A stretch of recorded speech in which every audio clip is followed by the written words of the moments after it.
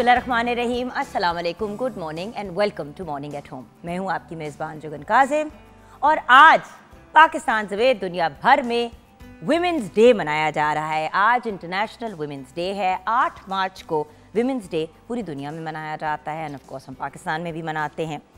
इस दिन को मनाने का मकसद क्या है? ये एक बड़ा इम्पॉर्टेंट एलिमेंट है। ख़वातीन के जो हकूक़ हैं, जो राइट्स हैं, उनको हमने हाईलाइट करना है। उनकी जो अचीवमेंट्स हैं उनको मंजर आम पे लेके आना है और ख़वातीन को मर्दों की तरह इक्वल राइट्स मिलने चाहिए। अब इक्वल राइट्स से मुराद क्या है? वही एक आदमी अगर नौकरी करता है और उस नौकरी के उसको 100 रुपये मिलते हैं तो औरत को फिर 50 रुपये क्यों मिलते हैं? बड़ी दफ़ा ख़वातीन जब जॉब के लिए अप्लाई करती हैं तो उनसे अजीब अजीब सवाल पूछे जाते हैं जो टेक्निकली इलीगल है, लेकिन फिर भी लोग पूछते हैं कि जी आप मैरिड हैं, आपके बच्चे हैं, या अगर आप अनमैरिड हैं तो क्या आपकी आगे फैमिली शादी वगैरह का कोई प्लान है? ये क्यों पूछा जाता है कि भाई अगर लड़की मैरिड है और ज़्यादा अपने फैमिली ओरिएंटेड है और बच्चे शच्चे हैं तो यार ये शायद हमें उतना टाइम नहीं दे पाएगी, तो इस वजह से इसको जॉब पे ना रखें। फिर मेरी अपनी एक फ्रेंड के साथ ये हो चुका है कि she applied for a job and उससे जब पूछा गया बहुत साल पहले कि जी आप मैरिड हैं, तो उसने कहा नहीं। उसने कहा ये आप मुझसे सवाल पूछ क्यों रहे हैं? उन्होंने कहा जी हमने चेक करना है ना कि आपकी फैमिली सिचुएशन क्या है। उसने कहा जी मेरी फैमिली सिचुएशन का जॉब से क्या ताल्लुक़ है? उन्होंने कहा जी आप जाएँ। उन्होंने कहा एक्सक्यूज़ मी, मैं क्यों जाऊँ, मैं इंटरव्यू के लिए आई हूँ, आप पूरा इंटरव्यू तो कर लें, आपने पहला सवाल ही ये पूछा आर यू मैरिड? तो कहते हैं नहीं जी हमें ऐसा बंदा नहीं चाहिए जो हमारे साथ मुंहमारी करेगा, और वैसे भी आप की एज क्या है? अच्छा वो खातून शक्ल देख रही है, कह रही जी मेरी डेट ऑफ बर्थ लिखी हुई है मेरे सीवी के ऊपर बाकी सारी चीज़ों के साथ। अच्छा आपकी ये उम्र है, तो आपकी तो अब आप 28 मतलब आई थिंक 28 की थी कि 30, अब इस उम्र पे तो अब आपकी शादी हो जाएगी और फिर ऑब्वियसली आपने बच्चे शच्चे ये वो भी प्लान करने होंगे। वो बेचारी हक्का बक्का के मुझे इतना इंटेरोगेट क्यों कर रहे हैं? बाद में ये पता चला कि उन्होंने किसी ऐसे बंदे को नहीं रखना था, लड़की को जो मैरिड है, जिसके बच्चे हैं या जिसकी मैरिज शादी की एज अब करीब आ गई है, क्योंकि वो अगर जॉब करे शादी के साथ शायद जॉब ना कर पाए, तो हम इतना क्यों एफर्ट करें ऐसी लड़की के ऊपर जो आगे से जॉब छोड़ देगी? भाई किस चीज़ की गारंटी है कि इंसान जॉब छोड़ेगा शादी के बाद के नहीं? आजकल पूरी दुनिया में लड़कियां काम भी कर रही हैं, अपने घर भी चला रही हैं, हज़ार और चीज़ें कर रही हैं, तो हमारे साथ फिर डिस्क्रिमिनेशन क्यों होती है? हम घर के भी काम करें, हम बाहर भी काम करें और ऊपर से हमें अप्रिसिएशन भी ना मिले और ऊपर से हमें ताने सुनने को मिले कि ये तो वर्किंग वुमन है, ये तो घर को वक्त नहीं देती होगी, चाहे औरत कितना भी टाइम दे रही हो। और अगर औरत काम कर रही है और घर को टाइम उस तरह से नहीं दे पा रही, लेकिन उसका घर का सिलसिला ठीक चल रहा है, तो किसी को इससे क्या? अल्टीमेटली वही वाली बात है व्यूअर्स के ख़वातीन को हमेशा एक फ़र्क मखलूक की तरह ट्रीट किया जाता है कि जैसे हम एक कम्प्लीटली सेपरेट एंटिटी हैं और मर्द हजरात जो हैं वो बेसिकली हजरात हैं और हमने उनके आगे पीछे जो है वो भागना है कि ये हमारे बॉसेस हैं, हमने इनके लिए इनको केटर करना है। I am sorry, that's not how it works. मर्द और औरत को शाना बशाना चलना चाहिए और वो चल सकते हैं। और बड़े फील्ड्स में, बहुत सी फील्ड्स में, चाहे आप मेडिकल फील्ड में देख लें, इंजीनियर्स को देख लें, डॉक्टर्स को देखें, आर्ट में देख लें, किचन के पॉइंट ऑफ व्यू से बात करें, शेफ्स को देख लें, मर्द और औरत शाना बेशाना काम कर रहे हैं और बड़े वेल रिस्पेक्टेड हैं। सो ये वाली जो एक सोच है ना कि औरत और मर्द एंड दिस डिफरेंस, अच्छा फिर वेरियस लोग वेरियस प्लेटफॉर्म्स पे आवाज़ उठाते हैं और उनकी सिर्फ आवाज़ बंद करना ऑब्जेक्टिव होता है। ये नहीं कोई देखता कि अगर इंसान आवाज़ उठा रहा है तो वो क्यों उठा रहा है। जैसे कि हर औरत को ये राइट है कि वो अगर बाहर रोड पे घूम रही है या कहीं जा रही है या आना जाना है उसका, चाहे वो बाइक क्यों ना चला रही हो, चाहे वो रिक्शा चला रही हो, उसको हरास नहीं करना, उसको तंग नहीं करना। हमारे यहाँ कोई लड़की बाइक चला रही होती है तो उसको इस तरह घूर रहे होते हैं कि जैसे उसके सर पे सींग निकले हुए। भाई अगर मर्द बाइक पे एक से दूसरी जगह जा सकता है तो औरत क्यों नहीं जा सकती? As long as you are wearing a helmet and you are safe, चाहे मर्द हो, औरत हो, ट्रांसजेंडर हो, क्या फ़र्क पड़ता है? देखिए जिस दिन हम ये बात सोच लेंगे ना और एक्सेप्ट कर लेंगे कि मर्द, औरत, ट्रांसजेंडर हम सब सबसे पहले इंसान हैं और इंसान होने के नाते हमारे राइट्स इक्वल हैं। बेटे का भी उतना ही हक है पढ़ाई का जितना बेटी का। ऐसा क्यों करते हैं कि बेटियों को सबसे बुरे स्कूल में या पढ़ाते ही नहीं है, या चौथी पांचवी जमात बच्ची पढ़ जाए तो कहते हैं उन चौथी पढ़ गई है उन्हें घर बैठा दो। मैंने अक्सर सुना है। बड़ी दफ़ा जब बच्चियाँ मेरे पास आई काम करने, जिस तरह घर पे जॉब करने के लिए, मैंने जब उनसे पूछा कि बेटा आपकी एज क्या है? जी मैं 22 साल की। बेटा कितने पढ़े हो? जी 8 जमातें या 6 जमातें। बेटा पढ़ाई क्यों छोड़ी? वो भाई की पढ़ाई अब्बू मुकम्मल कराना चाह रहे थे, पैसे नहीं थे तो मुझे निकाल दिया। या भाई तूने आगे घरों में ही काम करना है या तुम्हारी शादी हो जानी है तो क्या ज़रूरत है कि तुम्हें हम पढ़ाएं। ये बहुत ही गलत और नेगेटिव सोच है व्यूअर्स। और मज़े की बात यह है कि एंड में जिन बेटों के ऊपर माँ बाप सबसे ज़्यादा एफर्ट कर रहे होते हैं, मैं ये नहीं करी कि ना करूँ बेटों पे, बट मैं वैसे कह रही हूँ कि किस्मत फिर ऐसा खेल खेलती है कि जिन बेटों के ऊपर सारे एफर्ट किए होते हैं, सारे जतन किए होते हैं, वो अपनी फैमिली बना के कहीं और शिफ्ट हो जाते हैं और माँ बाप को पूछते तक नहीं है। और वो बेटियाँ जिनको पढ़ाया नहीं है, वो लोगों के घरों में काम कर करके फिर अपना घर चला रही होती हैं, अपने माँ बाप का घर चला रही होती हैं। सो व्यूअर्स, क्या बेहतर नहीं है कि हम पहले ही अपनी सोच को पॉजिटिव रखें? और अगर आपने बच्चे चाहे 4 पैदा किए हैं, चाहे 10 पैदा किए हैं, चाहे 2 पैदा किए हैं या 1 है, बेटा हो या बेटी या ट्रांसजेंडर, आपने सबको बराबरी के साथ ट्रीट करना है। उनको तालीम भी देनी है, उनके सर पे छत भी देनी है, उनको मोहब्बत प्यार से डील करना है। अच्छा, फिर फ़र्क हमारे सिर्फ बिहेवियर में नहीं होता, हमारी सोच में भी एक फ़र्क है जो बहुत बड़ी प्रॉब्लम है। एक्चुअली जब हम सोच को बदल लेंगे तो बाकी सारे प्रॉब्लम रिजॉल्व हो जाएंगे। जैसे कि मैंने आप लोगों के साथ बड़ी दफ़ा ये बात शेयर की, आज फिर आपको रिमाइंड करूँगी कि जब मैंने इनिशियली मेरी और फैसल की शादी हुई तो शादी के दिनों में ही बहुत सी जगहों पे ये जो है मैंने मतलब अखबारों ने, मैगजीन्स ने ये लिखना शुरू कर दिया, लोगों ने स्टेटमेंट्स देनी शुरू कर दी कि जुगन ने तो आप काम ही छोड़ दिया। तो मैंने कहा मैंने क्यों काम छोड़ा है? वो आपकी शादी हो गई है ना। मैंने कहा मेरी शादी हुई है, अल्लाह का बहुत शुक्र है, अल्हम्दुलिल्लाह, मैं कोई फौत तो नहीं हो गई, मैं क्यों काम छोड़ूंगी? वो मेरे और मेरे मियाँ का आपस का मामला है, उसमें किसी का बोलना या किसी का अपने एंड पे डिसीजन ले लेना क्या बनता है? और अगर मेरे मियाँ की मेरे से शादी हुई, उन्होंने नहीं नौकरी छोड़ी, तो मैं क्यों छोड़ूं? अगर मैं कोई गलत बात कह रही हूँ व्यूअर्स तो आप ज़रूर बोलें, लेकिन at the end of the day आप वर्किंग लेडी से शादी करके, कितनी डॉक्टर्स हैं, कितनी इंजीनियर्स हैं जो फुली क्वालिफाइड हैं और बहुत मेहनत करके एक सर्टन लेवल पे पहुंची हैं।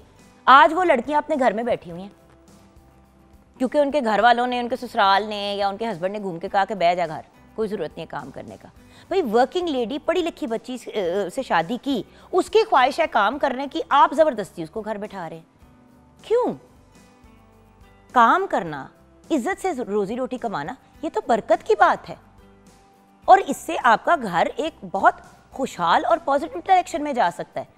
अगर मियाँ बीवी यंग एज पे दोनों मिलकर काम करते हैं, शाना बशाना साथ चलते हैं, बराबरी के साथ एक दूसरे के साथ बिहेव करते हैं और दोनों घर की रिस्पॉन्सिबिलिटीज़ को मैनेज करते हैं, तो ये एक बहुत हेल्दी ताल्लुक है।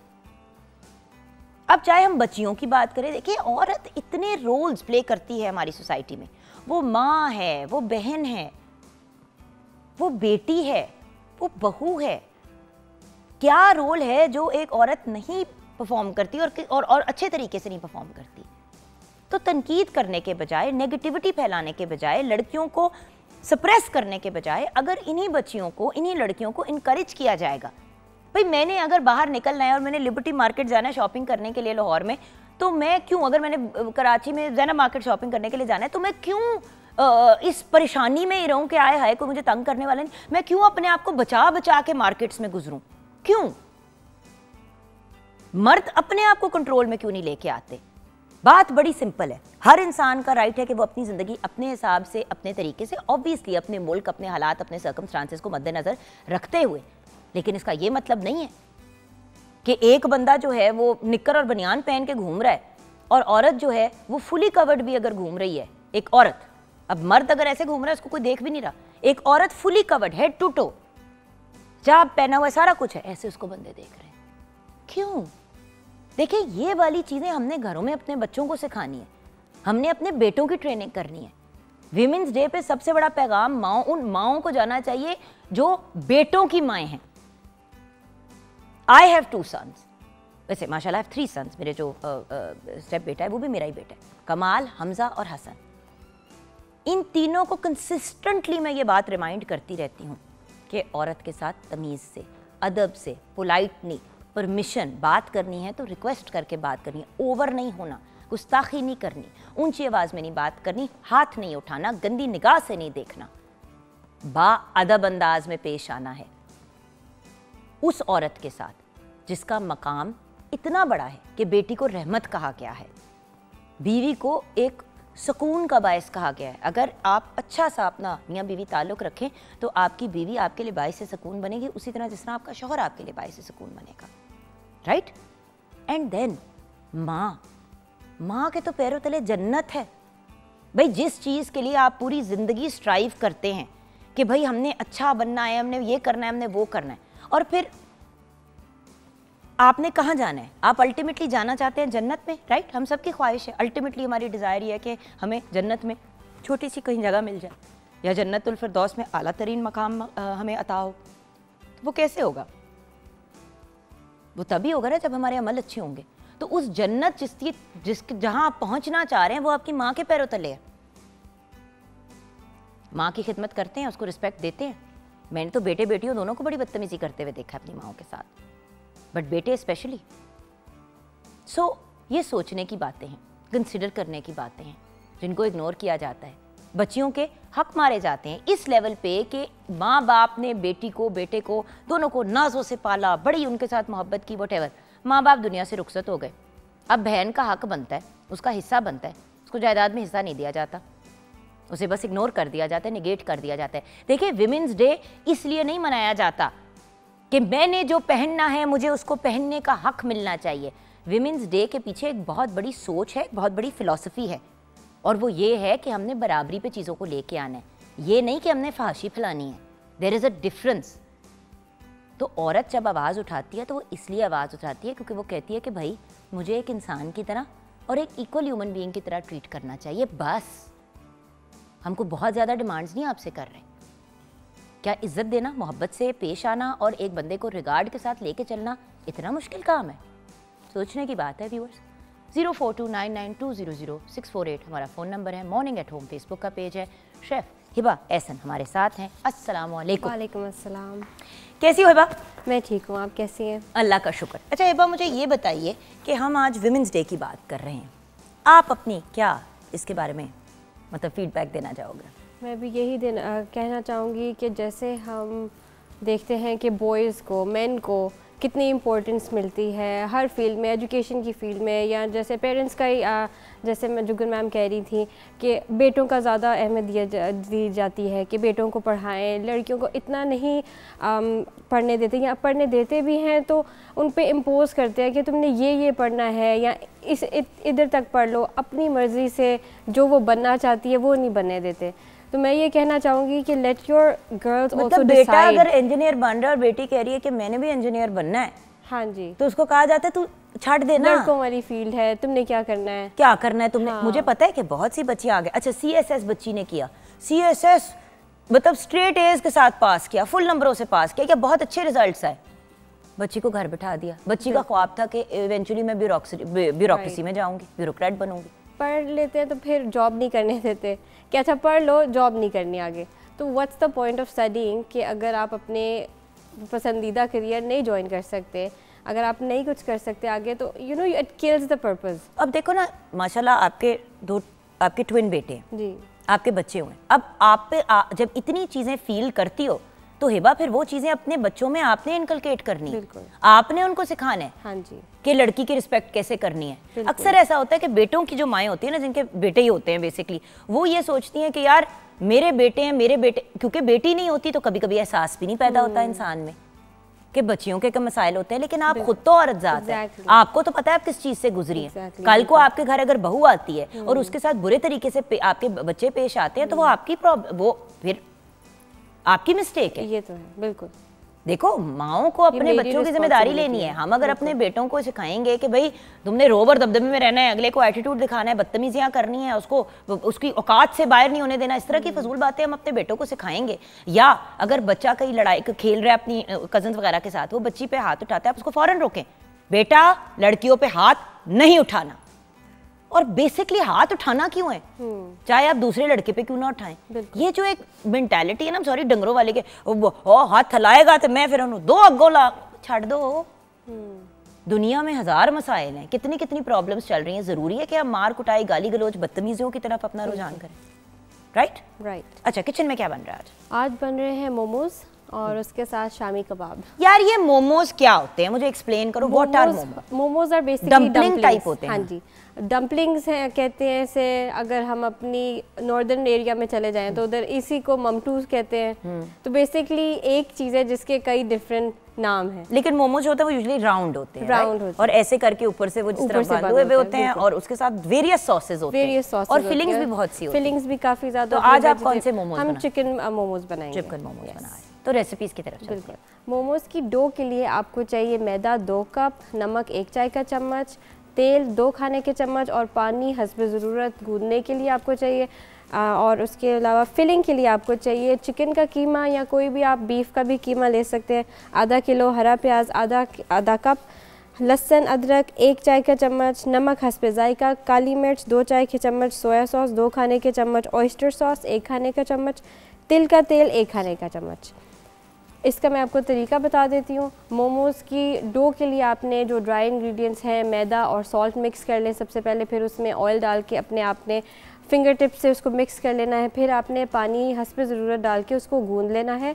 ज़्यादा सॉफ्ट डो नहीं बनानी, मीडियम इसकी होनी चाहिए, ज़्यादा सॉफ्ट डो नहीं होनी चाहिए। इसको आपने ऑलमोस्ट 20 to 30 मिनट्स के लिए रेस्ट दे देना है। रेस्ट करने के बाद आप इसको रोल आउट कर लेंगे बेलने से, और इसकी बिल्कुल पतली आपने थिकनेस रखनी है उसको। उसके बाद आपने किसी ग्लास बारीक, जिस तरह हम फुल्का नहीं बनाते, बिल्कुल उससे भी पतला फुलके, एक तो होती है ना रोटी मोटी, एक होती है फुल्का जो पतला सा बनता है, उस तरह की आपने पतली डो करनी है। बिल्कुल। फिर आपके पास अगर राउंड कटर है तो आप वो कटर यूज़ करके इसके कट कर लें, या आप ग्लास से इसको कट कर लें। और इसमें जो फिलिंग है कीमे में आपने ऐड कर देने हैं सारे इंग्रेडिएंट्स, हरा प्याज, लहसुन अदरक, सॉसेस सारी, नमक, काली मिर्च, अच्छी तरह मिक्स कर लें उसको। और आपने कच्ची फिलिंग ही डालनी है अपने जो राउंड आपने कट किया होगा डो का, उसके अंदर डाल के पानी से आपने इसको बंद करना है और क्लोज कर देना है। इसकी आप बेसिकली काफ़ी ज़्यादा शेप्स बना सकते हैं। तो आज हम राउंड शेप्स भी बनाएंगे और हम हाफ मून्स भी बनाएंगे। हाफ मून भी बनाएंगे, दोनों शेप्स गोला बना के उसको ऐसे कर दिया या ऐसे कर दिया, ऐसे तो कर दिया जो आपको अच्छा लगे। इसके साथ सॉसेस भी काफ़ी किस्म की हैं। हम आज बनाएंगे इसके साथ स्पाइसी सॉस, ठीक है, स्पाइसी टोमेटो चटनी। और शामी कबाब की अब मैं रेसिपी शेयर कर देती हूँ साथ।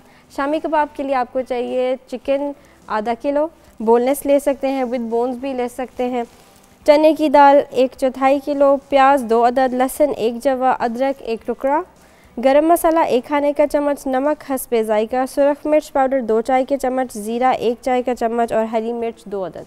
इसमें आप हरा धनिया भी ऐड कर सकते हैं जितना आपको अच्छा लगे। और इसकी मैं आपको बता देती हूँ, आपने चिकन को और दाल को पहले आपने सोक करके रखना है, आधा घंटा 1 घंटा आप उसको चने की दाल को सोक करके रख लें। फिर आपने जो चिकन है उसको सारी स्पाइसेस के साथ थोड़े से पानी में, जितना पानी उसमें एब्जॉर्ब हो जाए, ये नहीं कि बहुत ज़्यादा पानी हो सारा फ्लेवर आप पानी का फेंक दे तो उसमें चला जाए।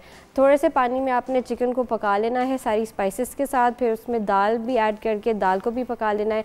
एक फाइन सा मिक्सचर तैयार हो जाएगा, थोड़ा ड्राई हो जाए वो, थोड़ा ड्राई हो जाएगा, इसलिए आपने ज़्यादा पानी नहीं उसमें ऐड करना।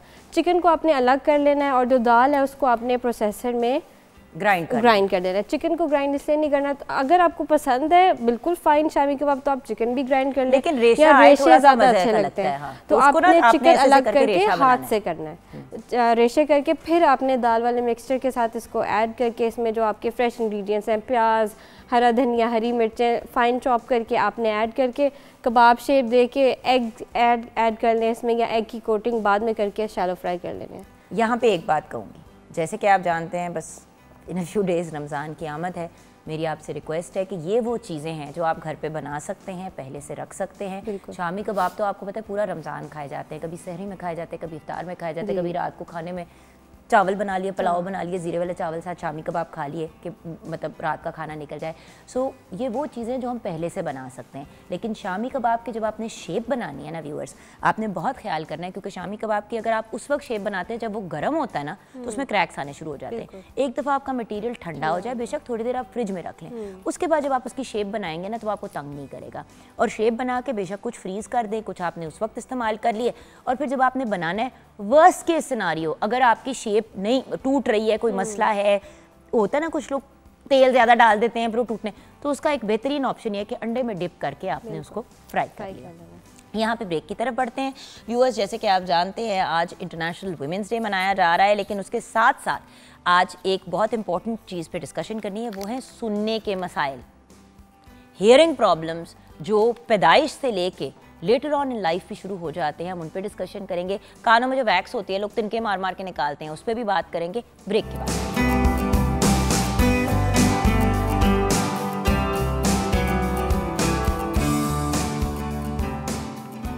Welcome back from the break viewers. आज इंटरनेशनल वुमेंस डे है। ऑफ कोर्स हमें जिस ब्रिलियंट पर्सनालिटी ने ज्वाइन किया है उनसे भी पैगाम हमने लेना है वुमेंस डे से रिलेटेड, लेकिन हमारे साथ आज एक ENT कंसल्टेंट है जो माशाल्लाह गोल्ड मेडलिस्ट हैं, पायनियर हैं इन एडवांस सर्जिकल प्रोसीजर्स इन पाकिस्तान।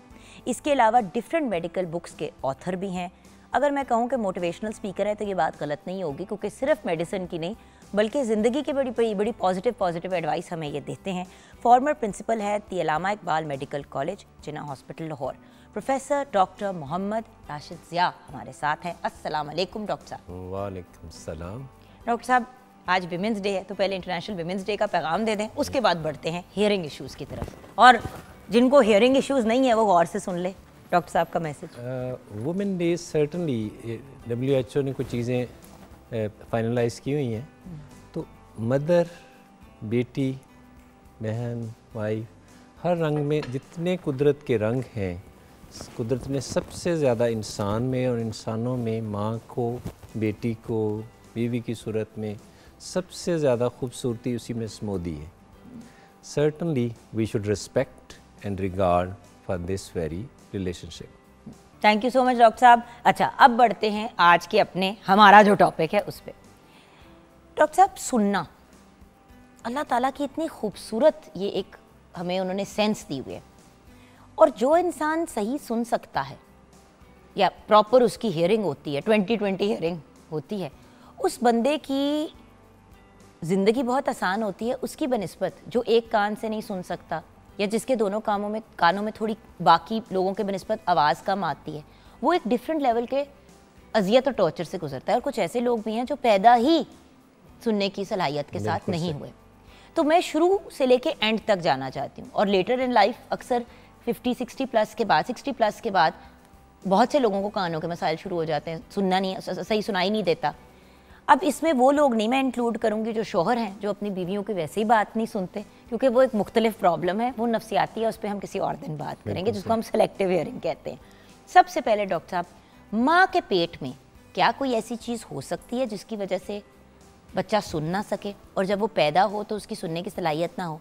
जैसे कि अगर कोई ऑर्गन में कोई डिफेक्ट होता है या प्रॉब्लम, तो एक स्पेशल टेस्ट होता है, उस टेस्ट के थ्रू जो 16 हफ्ते पे या 14 हफ्ते पे एक अल्ट्रासाउंड होता है, उसमें चेक किया जाता है। तो क्या सुनने की भी तशखीस हो सकती है बच्चे के पैदा होने से पहले? जी, बहुत सारी बीमारियां जो तकरीबन चंद हफ्ते पहले 10th वीक जब माँ के साथ रिलेशनशिप होता है न्यू बॉर्न बेबी का, 10th वीक पे मोस्ट ऑफ द ऑर्गन बन चुके होते हैं, यानी कि माँ की कोख में, या पहले 10 हफ्ते के अंदर मुकम्मल होने से भी 2 हफ्ते पहले बिल्कुल माँ के पेट में जो भी डिफेक्ट आने हैं, इसका मतलब कि पहले 10 वीक्स में आने।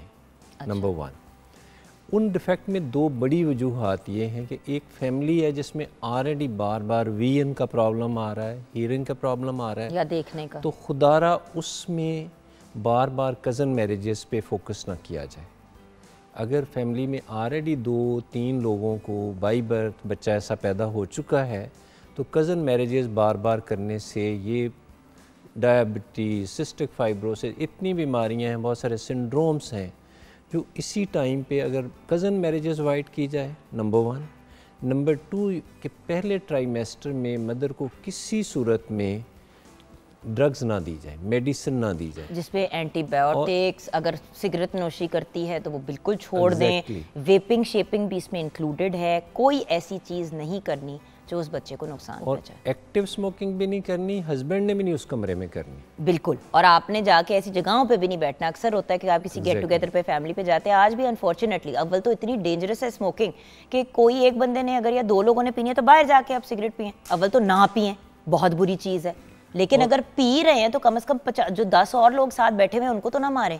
और मिस जुगन, उसने इम्पॉर्टेंट है कि हम एक पोल्यूटेड एरिया में रह रहे हैं। हम तो ऑलरेडी शहरों में, अर्बनाइजेशन में, शहरी इलाके में इतनी ज़्यादा स्मोकिंग वैसे ही हो रही है, तो उसमें we have to take lot of good care.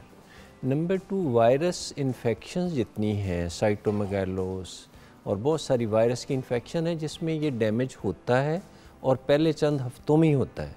आप देखेंगे कि पहले 2 हफ्ते में नए कपल को पहली प्रेगनेंसी पे कभी भी नहीं पता होता कि प्रेगनेंसी हो गई है। उस वक्त they have to take extra care immediate after marriage. नज़ला, ज़ुकाम, गला ख़राब, मुख्तलिफ़ चीज़ें उस वक्त थोड़ा सा अवॉइड करें। हो गया है तो उसको नेचुरल तरीके से ठीक होने दें या अपने डॉक्टर से हेल्प लें। अंधाधुंध आप देखें कि हर घर में छोटा सा मेडिकल स्टोर बना हुआ है। मेडिकल की दवाइयाँ हम बेजा लेते हैं बहुत दफ़ा। फ्लू के लिए आपको 99% आपको पता है कि डॉक्टर साहब, मैंने ना जो मेडिसिन की जो एक होती है ना अलमारी या वो मेरी बेड साइड टेबल की दराज है कि किसी को कोई मेडिसिन चाहिए मुझे आके बताए, मैं पहले उनसे पूछूंगी उनको हो क्या रहा है। कभी कभी डॉक्टर साहब डिहाइड्रेशन हुई भी होती है, सिर में उसकी वजह से दर्द हो रही होती है और हम खाना शुरू कर देते हैं पेन किलर। मैं तो वैसे एक छोटी बेसिक चीज़ की बात करी हूँ। सर की दर्द के लिए भी अगर नेचुरल तरीके से आप रिलीफ ले सकते हैं तो व्हाई नॉट, राइट के रॉन्ग? मोस्टली मेडिसिन अवॉइड करनी चाहिए, स्पेशली प्रेगनेंसी में, स्पेशली फर्स्ट ट्राइमेस्टर में।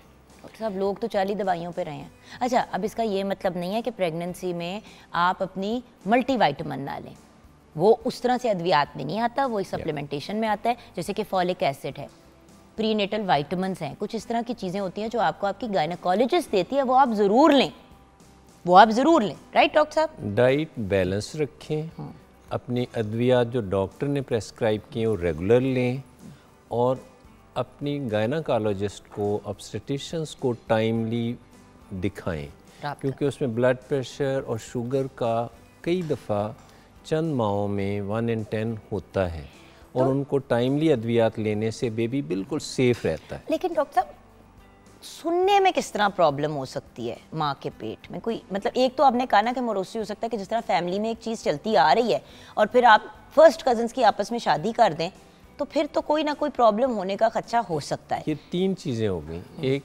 Cousin marriages, during pregnancy infections और अद्वियात का इस्तेमाल। माँ की हमने मदर्स डे पे कहना कि mother should remain very happy. If she is mostly relaxed, happy, simple सी डाइट लेती है, बाज़ार की चीज़ें हम नहीं ले रहे, अपने डॉक्टर से थोड़ा सा इन टच हैं, तो इन चीज़ों के होने का चांस, इन गैर मामूली चीज़ों का होने का चांस ऑलमोस्ट ज़ीरो हो जाएगा। ठीक है। और प्रेगनेंसी जब भी आप फाइनल स्टेज पे जाएं तो ज़रूर किसी पढ़े लिखे की हेल्प लें। अब गवर्नमेंट ने फैमिली प्लानिंग के नाम पे बहुत सारी चीज़ें फैसिलिटीज़ दी हुई हैं, गांव में भी हैं, तो आप LHV की रिस्पेक्ट करें, वैक्सीन वाले आते हैं उनकी रिस्पेक्ट करें।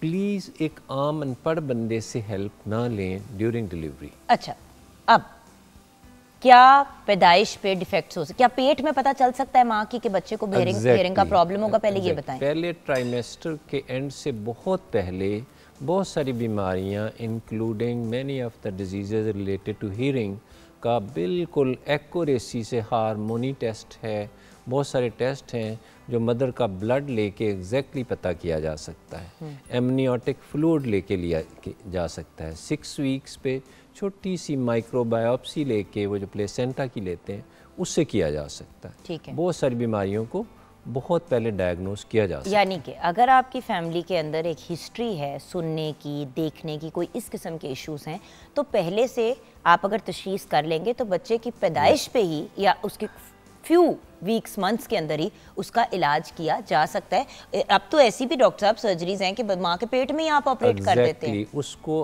बहुत सारा रेक्टिफाई किया जा सकता है।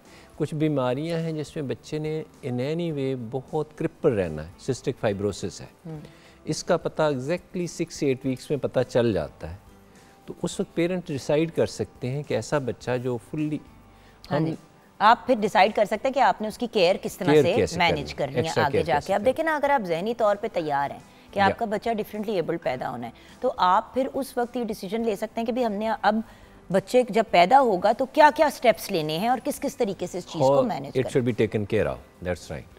तो आगे बढ़ते हैं। अब एक जो मेजर चीज़ है डॉक्टर साहब, वो ये है कि बच्चा पैदा होता है तो पैदाइश पे ही क्या प्रॉब्लम्स हो सकती हैं, मुझे ये बताएं। न्यूबॉर्न के पहले दिन ही ये डिसाइड हो जाना चाहिए कि बच्चे की हियरिंग और बच्चे की स्मार्ट और वीएन बिल्कुल ठीक है। तो ये कौन चेक करेगा डॉक्टर? ये एग्जैक्टली एक नर्स भी चेक कर लेती है, एक एमबीबीएस डॉक्टर, उसके लिए किसी स्पेशलिस्ट की ज़रूरत नहीं है।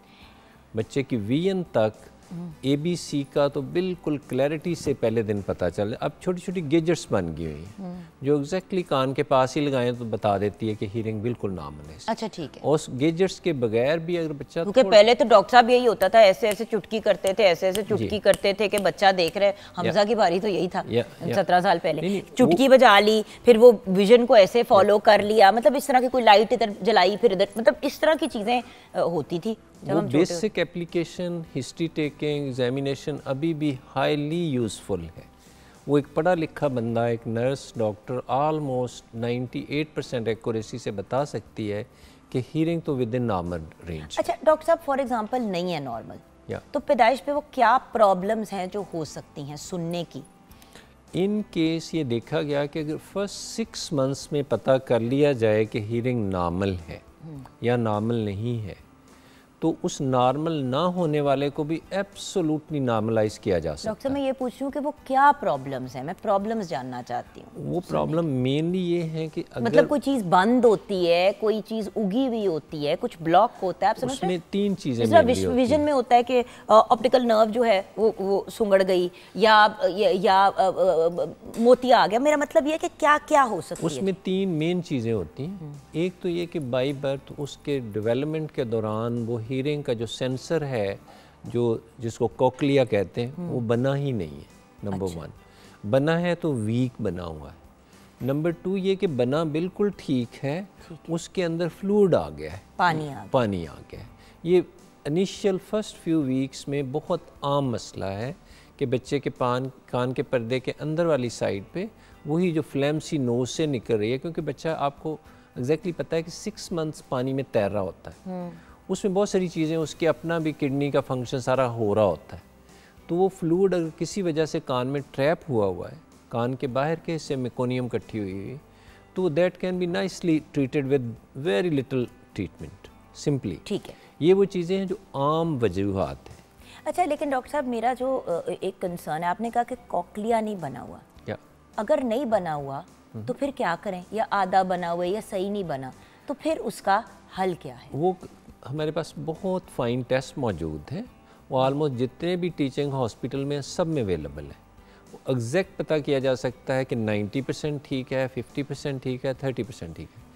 हर बच्चे को 100% नॉट 99% नॉर्मल किया जा सकता है विद सम पर्टिकुलर सर्जरी। ठीक है, और क्या मतलब बच्चा जो है, आप ये कह रहे हैं कि वो फिर पूरा सुनने की अपनी सलाहियत? एब्सोल्युटली, अगर 6 मंथ से पहले पता कर लिया जाए कि हीरिंग। लेकिन डॉक्टर साहब कितना बड़ा ऑपरेशन होता है, आप देखें ना, माँ बाप, छोटे बच्चे का जब ऑपरेशन होता है, इतना सा तो बच्चा होता है, 6 माह का बच्चा भी इतना सा होता है, छोटा सा होता है, तो उसका ऑपरेशन करना, माँ बाप घबरा जाते हैं और कभी कभी नहीं कराते। पेरेंट्स को ये पता होना चाहिए कि हार्ट डिफेक्ट्स, कार्डियक डिफेक्ट्स, कानों के डिफेक्ट्स, वीएन के डिफेक्ट्स, ये जितनी भी चीज़ें हैं ये ऑलमोस्ट अब ट्रीटेबल है। Science has gone a long way. मैं आपको एक मिसाल देता हूँ। आम लोगों ने ये क्लेफ्ट लिप और क्लेफ्ट पैलेट के पेशेंट देखे हुए, कटे हुए होंठ, तालू जिनका। पहले ये ख्याल था आज से 30 ईयर्स अगो कि थोड़ा सा लेट करना चाहिए, 2-3 साल हो जाए तो करना चाहिए। आप कहते हैं फौरन करें क्योंकि हड्डियां नरम होती हैं। अब ये है कि जितनी जल्दी करेंगे उतना ही वहाँ पे निशान नहीं पड़ेगा। नंबर 1, बच्चे की बोलने की जो प्रोनाउंसिएशन है, वर्ड्स हैं, एक्सेंट है, उतना अच्छा होगा जितना आप अर्ली कर दें। और ऐसे बच्चों को अक्सर माएँ दूध नहीं पिला पाती। अगर आप अर्ली कर लें तो बच्चा दूध भी पीना सीख जाता है माँ से, और बहुत ही बेहतर बच्चे की हेल्थ भी हो जाती है। और ये स्ट्रॉन्ग मैसेज आना चाहिए कि अर्ली कराएंगे तो उसकी हीरिंग कम नहीं होगी। जिनके क्लेफ्ट पैलेट होंगे वो 100% सारी उम्र थोड़ी बहुत हीरिंग की कमी का शिकार रहेंगे। और एक बात मैं ज़रूर कहूँ व्यूअर्स, छोटे बच्चों में, बेबीज़ में, जो छोटे न्यू बॉर्न है, ज़्यादा आपको ज़रा सी भी कोई चीज़ महसूस हो, आप डॉक्टर से रुजू करें। होता ये है कि फ़र्स्ट टाइम पेरेंट्स थोड़े नर्वस होते हैं, ज़्यादा सवाल जवाब करते हैं, लेकिन बड़े ऐसे भी बच्चे होते हैं कि उनको माँ बाप कहते हैं रिलैक्स करो, बिल्कुल ठीक है। देखिए, अनलेस आपकी अम्मा या अब्बा डॉक्टर हैं, अगर आपका दिल कह रहा है, ये एक बड़ी, मैं आपको स्ट्रॉन्ग बात कहना चाहती हूँ, माँ की इंस्टिंक्ट स्ट्रॉन्ग होती है।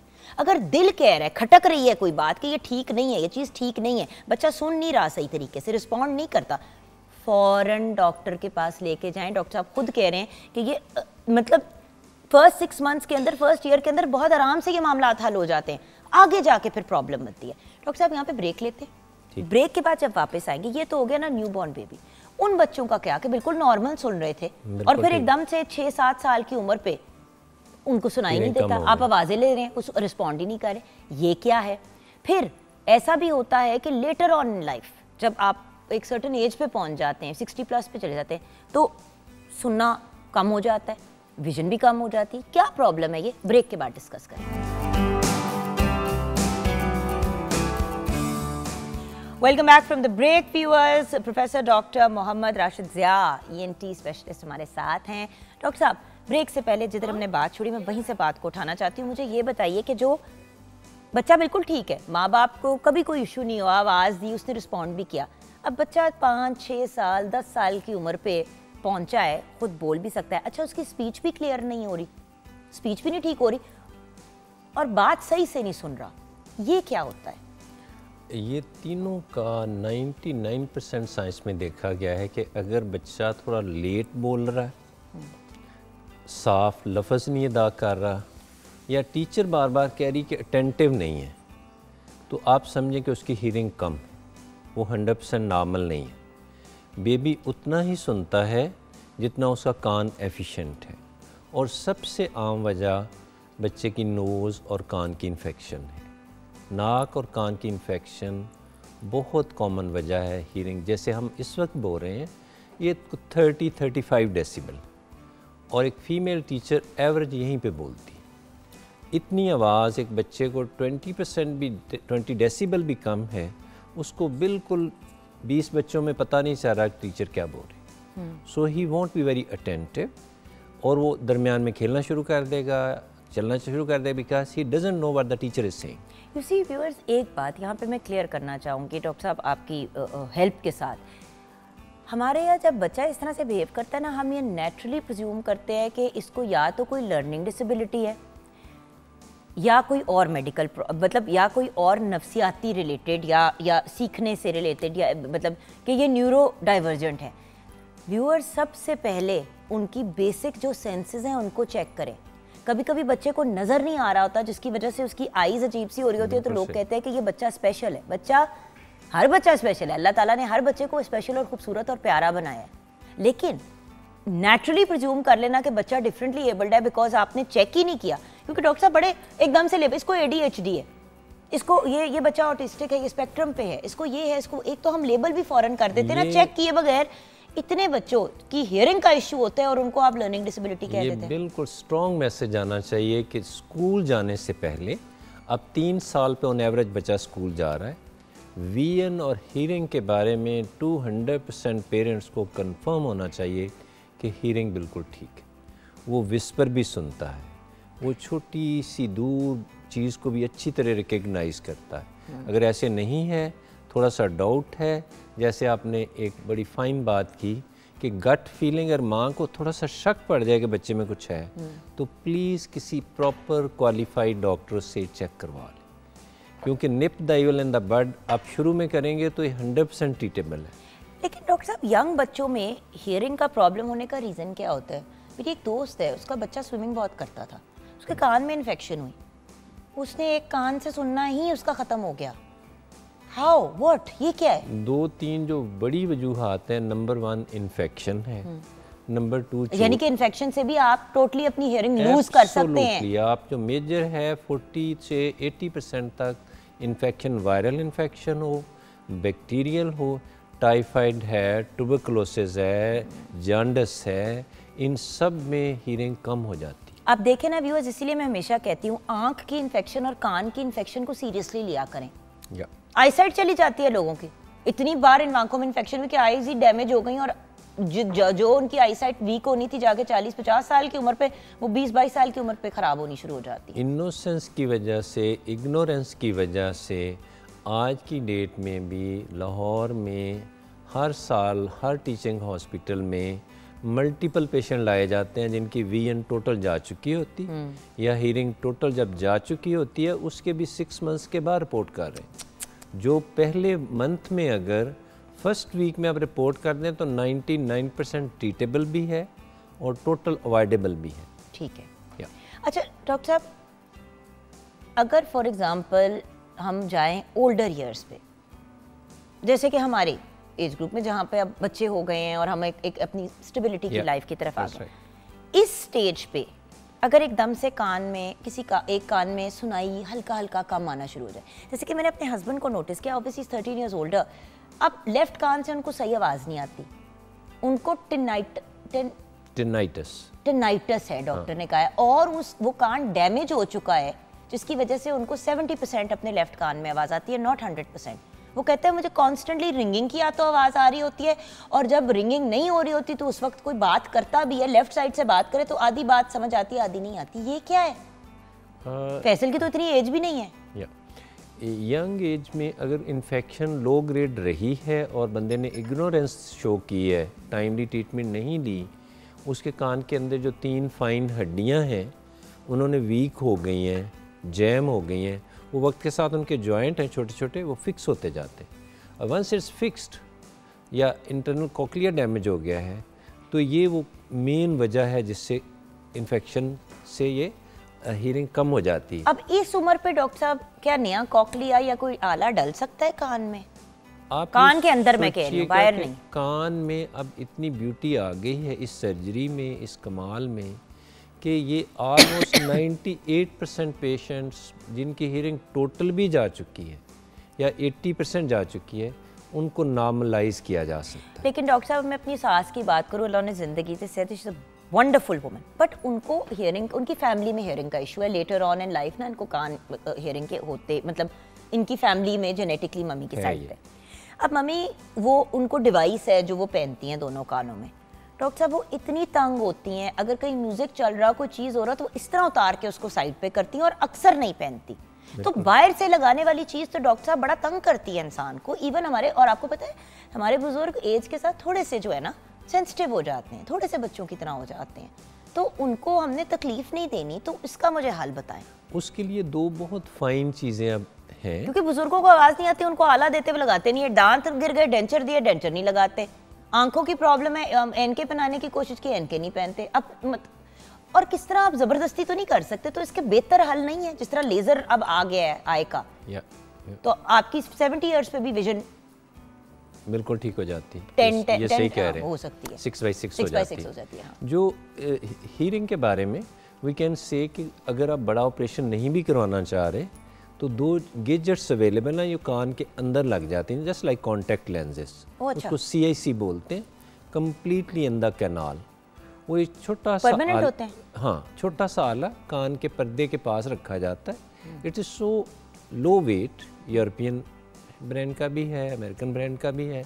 ये एक दफ़ा लग जाए तो मोस्ट हीयरिंग लॉस भी, सीवियर हीयरिंग लॉस वाला बंदा भी ऑलमोस्ट नॉर्मल किया जा सकता है। ठीक है। लेकिन शुरू में जब भी किसी बंदे की हीयरिंग कम हो या विजन कम हो तो ये याद रखा जाए, एनक लगाना हो या हीयरिंग एड एक एबनॉर्मल चीज़ है, एडेड चीज़ है, एडजस्ट तो वक्त से पहले कर लो। या जब आपकी बिल्कुल ही आपको एक कान से सुनाई नहीं दे रहा तो आपने एक टाइम गुजारा है तकलीफ का वहां तक पहुंचने के लिए, तो उस तकलीफ में क्यों रहना है आपने?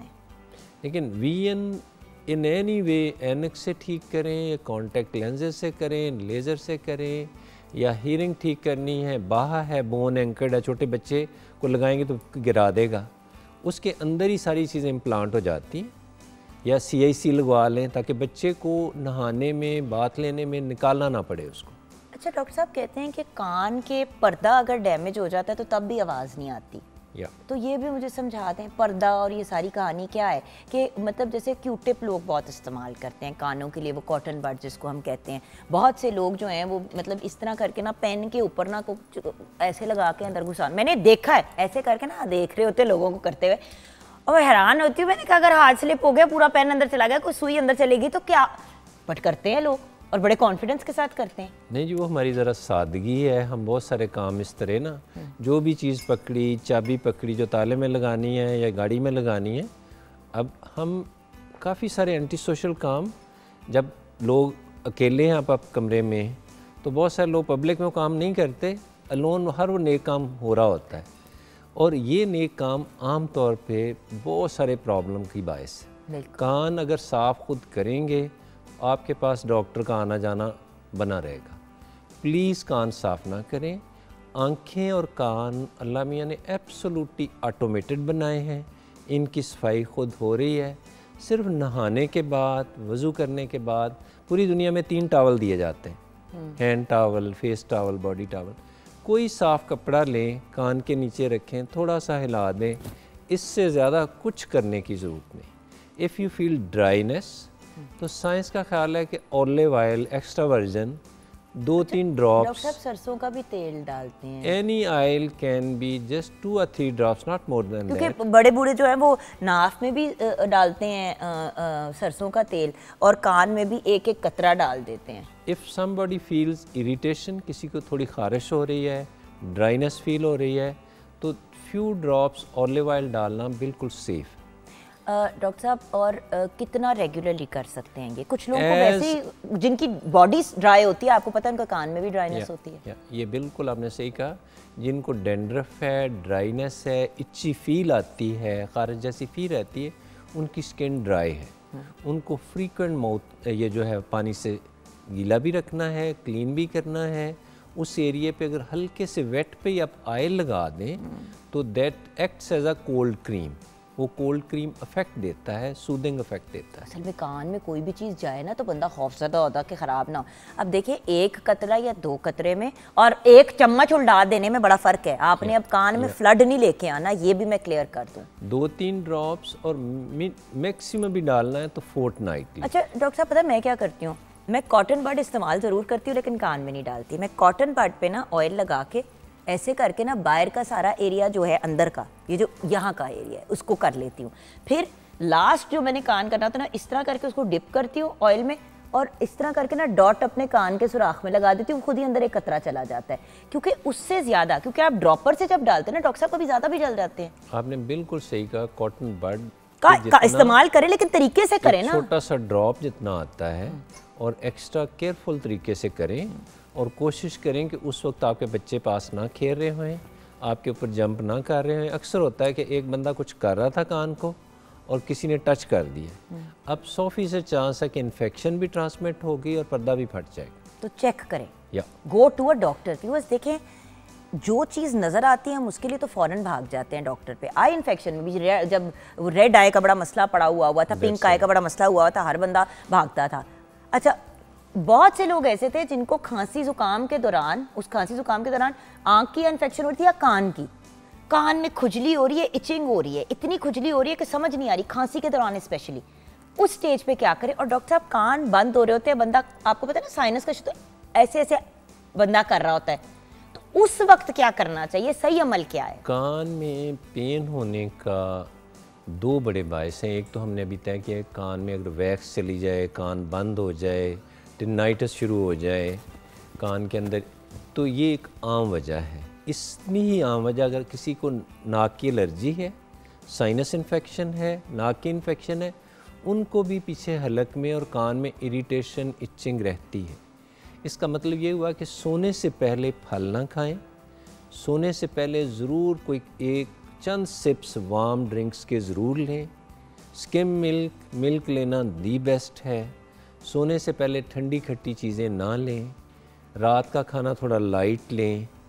एक्सरसाइज की आदत डालें। अगर नोज़ एब्सोल्युटली ओपन है, कंजेस्टेड नहीं है, ब्लॉक नहीं है, फिर बिल्कुल डरने की बात नहीं है। फिर आपका ना गला ख़राब होगा, ना नाक ख़राब होगा, ना ये कानों में इरिटेशन होगी।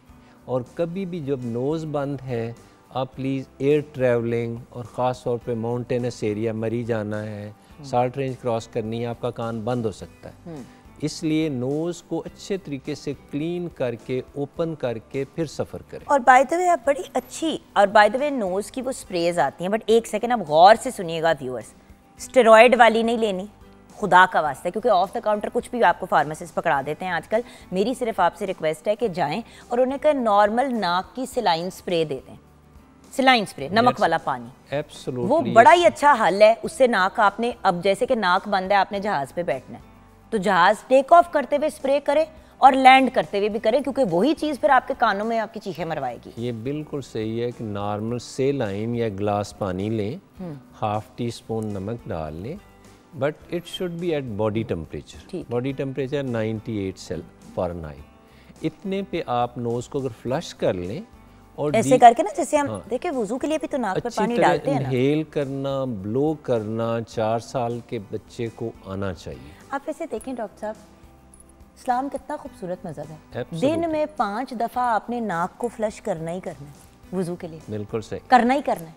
या आपने जब अपने कान भी ऐसे करके साफ करने होते हैं तो वो भी एक पानी जो है आपके हर उस एरिया को साफ कर दिया जाता है जो इग्नोर्ड होता है शायद नहाते हुए। मिस जुगन, जो पेरेंट्स ये काम खुशू खुजू से करते हैं, आपके बच्चे आपको एक रोल मॉडल की तरह, मेंटोर की तरह देख रहे हैं। अगर आप वज़ू बहुत आराम से, सुकून से, टाइम 5 मिनट लगा के कर रहे हैं, तो आपके बच्चे फ्यू वीक्स में ये लर्न कर लेते हैं कि नोज़ को ब्लो करना कैसे है। अब पूरी दुनिया में सिखाया जाता है कि 3 से 4 साल के बच्चे को ब्लो, हमारे 50% बच्चे ना पेरेंट्स टाइम स्पेंड करते हैं।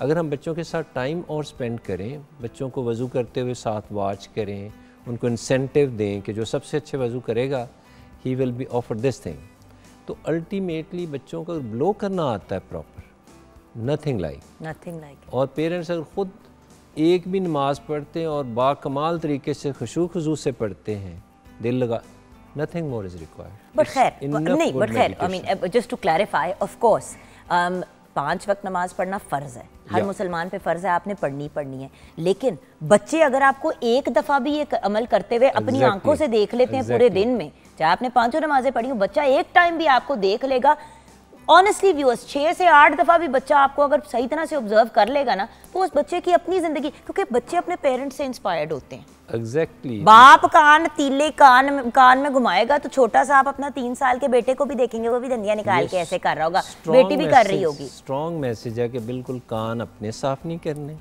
वज़ू बड़े आराम से करना है। आप नमाज अगर 5 पढ़ते हैं तो ये परफेक्ट, लेकिन समथिंग इज़ बेटर दैन, आपने ज़्यादा से ज़्यादा कोशिश करनी है कि अपने बच्चों को भी अकम्पनी करें, ताकि वो इन सफाई सुथराई के अमल से आपके साथ हैंड इन हैंड स्टेपल्ड हो। Thank you so much doctor साहब, ब्लेस यू, खुश रहें, आबाद रहें।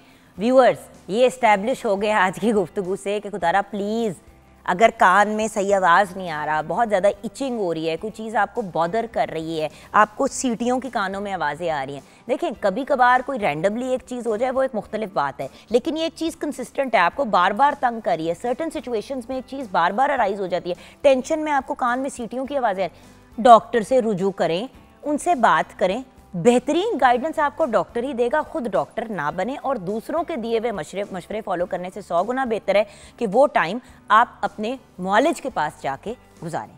Thank you so much doctor साहब। ब्रेक के बाद वापस आएंगे, आज इंटरनेशनल वुमेंस डे है, आज के दिन की मुनासबत से गुफ्तगू करेंगे।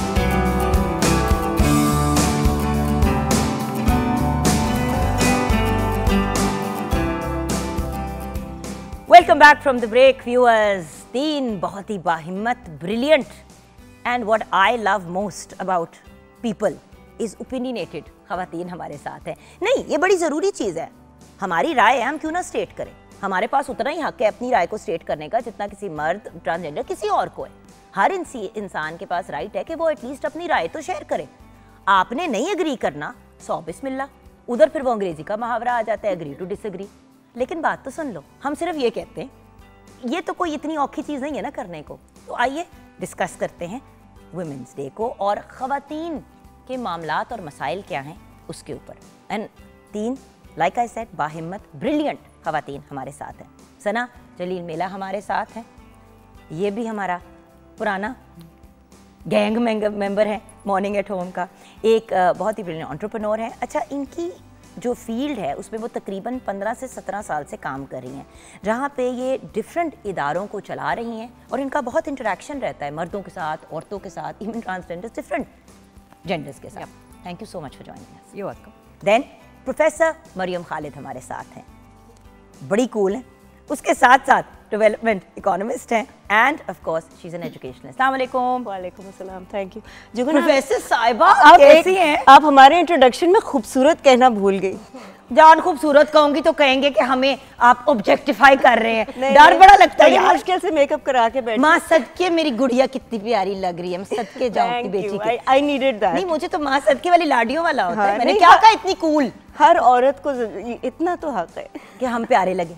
अच्छा ये भी एक बड़ी प्रॉब्लम है, हम औरतों को प्यारा कह देते हैं, मर्दों को नहीं प्यारा कहते। मैं कहती हूँ कभी लड़कों को भी इक्वालिटी दो इस मामले में। चलो आज रहने दो, आज सिर्फ लड़कियां प्यारी हैं, लड़के थोड़े प्यारे हैं। अच्छा and then we have with us Javeria Khan, motivational speaker, sales and marketing specialist और मॉर्निंग एट होम का एक रेगुलर चेहरा। अस्सलाम वालेकुम। अस्सलाम वालेकुम जुगन। कहती है सबसे पहले तो शो पे आते हैं, जुगन से डांट खाते हैं, फिर प्रोग्राम शुरू करते हैं। राइट के रॉन्ग? ऐसा ही है। नहीं कहना, ए कहना है, ए करना है, नहीं करना। ये भी तो बड़ी डांट पड़ गई है तो मैं छटके जाऊं। मैं कहा ना आज मेरे सारे बच्चे बड़े प्यारे लग रहे हैं। आज उस्तानी को भी डांट पड़ गई। यार मेरी बात सुनो, बड़ी चीजें हैं जो हमने अभी अपने प्रोग्राम में करनी है, उसकी इजाजतें हमने बरकरार रखनी है। अच्छा गर्ल्स, सबसे पहले मोस्ट इम्पोर्टेंटली मैं आपकी कहानी और आपके स्ट्रगल्स को जानना चाहती हूँ, क्योंकि होता क्या है माशरे में, उससे पहले अपनी ज़ात को तो हम अंडरस्टैंड करें ना।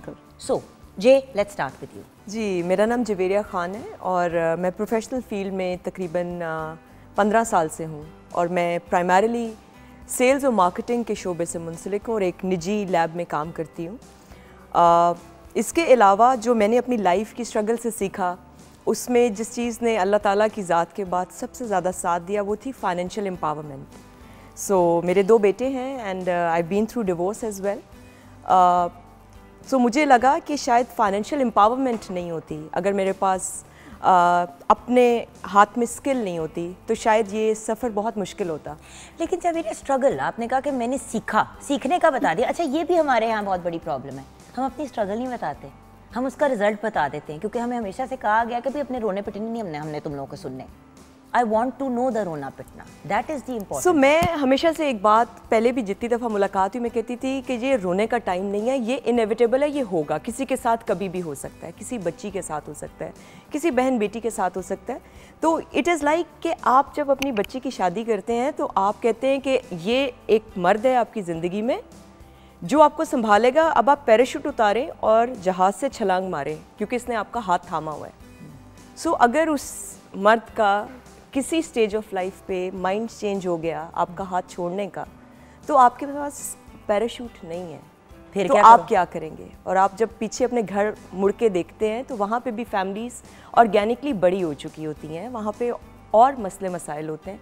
तो आप फिर 2 बच्चों 4 बच्चों के साथ खड़े होते हैं एक ऐसी स्टेज के ऊपर जहाँ पे आगे जाने का रास्ता भी नज़र नहीं आता और पीछे भी अंधेरा होता है। सो हमें फाइनेंशली अपने आप को आइदर जॉब के थ्रू या एंटरप्रेन्योरशिप के थ्रू या घर से खाना पकाने की स्किल हो या कोई बहुत छोटा कारोबार करने की स्किल हो, उस सेफ्टी नेटवर्क को नहीं तोड़ना चाहिए। ये एक ऐसी चीज़ है जो बड़ी इंपॉर्टेंट है।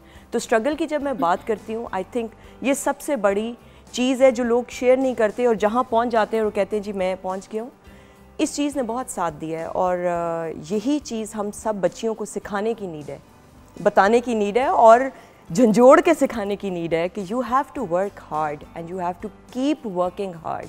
फेरी टेल में नहीं जा रहे या प्रैक्टिकल लाइफ में जा रहे हैं। भाई कार्टूनों से बाहर निकला, अब तो बच्चे भी आजकल के वो वाले कार्टून नहीं देखते जैसे हम स्नो वाइट सिंड्रेला। बट मुझे ये नहीं कभी समझ आता था, मैं बचपन में कहती थी कि but what will happen after happily ever after.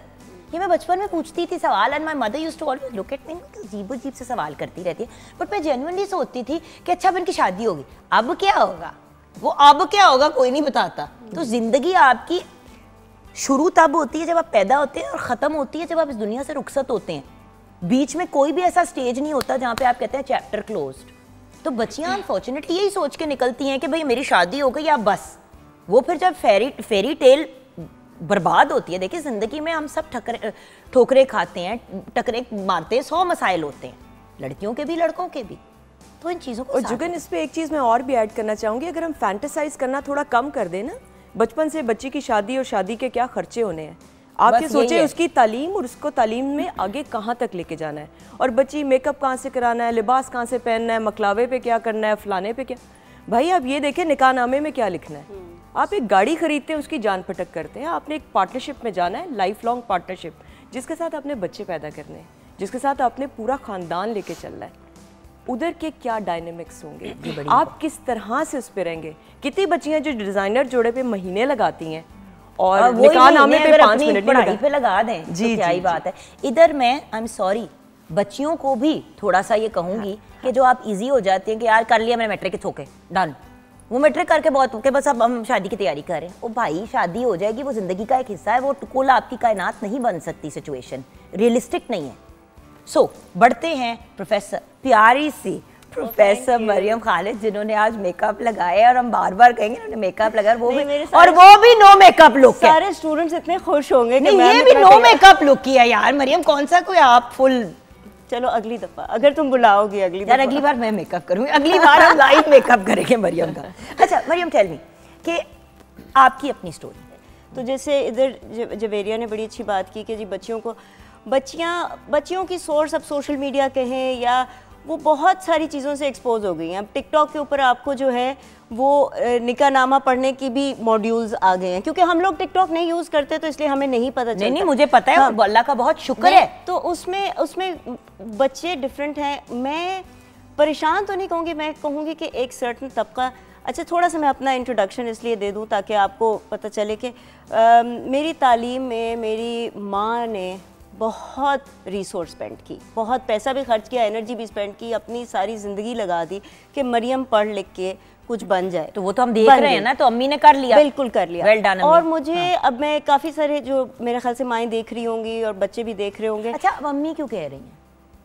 क्या सिर्फ अम्मी क्यों कह रही हैं? बिकॉज आई थिंक जहाँ फादर तो इनेबलर थे ही, क्योंकि अच्छा, हमारी एक अंग्रेजी में कहते हैं पेट्रियार्कल लेड एम्पावरमेंट। बिल्कुल मैं एक पेट्रियार्कल लेड एम्पावरमेंट का प्रोडक्ट हूँ, जिसका मतलब है कि पेट्रियार्की को जेंडर से भी नहीं हम कहते कि मर्द औरत का नहीं होता, वो एक सिस्टम का एक तरीका होता है। बिल्कुल सही। तो मुझे बिल्कुल जैसे इन्होंने कहा कि जी husband, father, brother, now my sons, so they are making me feel as important and they're allowing me the space जहाँ पे मेरी आवाज़ आ सके। नहीं मैं अभी इतना नहीं, हाँ अलाउ एग्जैक्टली अलाउ मेरा साह रुक गया। अब सुनो देखो, मैं इतनी बड़ी उस्तादी माशाल्लाह, इतनी बड़ी क्लासरूम में लेती हूँ, लेकिन फिर भी मेरे मुंह से अलाउ निकला, क्योंकि मैं इसको ही रियलिटी बनाना चाहती हूँ कि अभी भी मेरी जो एग्जिस्टेंस है उस पे मुझे बहुत बड़ा सलाम और बहुत बड़ा थैंक यू अपनी फैमिली के मर्दों को करना पड़ता है कि उन्होंने उस सिचुएशन में वो सब कुछ करने के साथ खड़े हुए, हाँ, सपोर्ट करने के लिए, जो ज्यादातर फैमिलीज के वहमो गुमान में भी नहीं होता कि किसी बच्चे को लाओ किया जाए। देखो मैं दोनों साइडों की सबसे बड़ी बेटी थी। हम लोग एक बहुत अच्छे पढ़े लिखे मिडिल क्लास फैमिली। यहाँ पे एक वर्ड आता है जी डेमोग्राफिक, जिसको शायद उर्दू में कहते हैं मर्दम डाइसेक्शन। ये आप डेमोग्राफिक या डेमोग्राफिक का मतलब है कि हम किस तबके से ताल्लुक़ रखते हैं। तो मैं आपको अपना तबका बताती हूँ तो लगता है कि ठीक है इस वक्त तो बड़ी कूल लग रही हैं जी, उन्होंने चोकर भी पहना हुआ है, कुर्ता भी पहना हुआ है, लेकिन हमारा जो डेमोग्राफिक था उसमें आई वॉज द एल्डेस्ट, मैं सबसे बड़ी थी दोनों साइडों पे। और एक्सपेक्टेशन ये थी कि जब OA लेवल कर लिया, अंडरग्रेड के जी जो डिग्री होती है उसके बीच में रिश्ते आना शुरू हो गए, क्योंकि मेरी मामियाँ अच्छी हैं, नानी अच्छी हैं, ख़ानदान बहुत अच्छा है, तो बग़ैर देखे लोग रिश्ते भेजते थे। ये ऐसी लड़कियाँ बहुत होंगी जो देख रही होंगी, जिस पे मुझे थोड़ा सा होता भी था मुझसे मिल तो लें, मुझसे मिलें तो कि मेरे से बात ही कर लें, मुझसे बात ही कर लें। एग्जैक्टली। लेकिन आई थिंक जो फर्स्ट डिफाइंस थी जिसमें मेरे फादर ने स्टैंड लिया, इसीलिए मैं कहती हूँ कि अलाउड, जिसमें मैं फादर को बहुत बट बात यह ना कि अब मैं चाहती हूँ कि अपनी बेटी को किसी मर्द की ज़रूरत ना पड़े, वही चीज़ वो सिर्फ मुंह से बोले कि मैंने और पढ़ना है। आई थिंक अंडरग्रेड क्या, मैंने तो अपनी PhD करनी है, तो उसके बाद शादी का, yes I want to get married, मुझे शादी करनी है, शादी में बड़ा मज़ा भी आता है, it's a partner boyfriend for life, हम इसको नहीं कर रहे।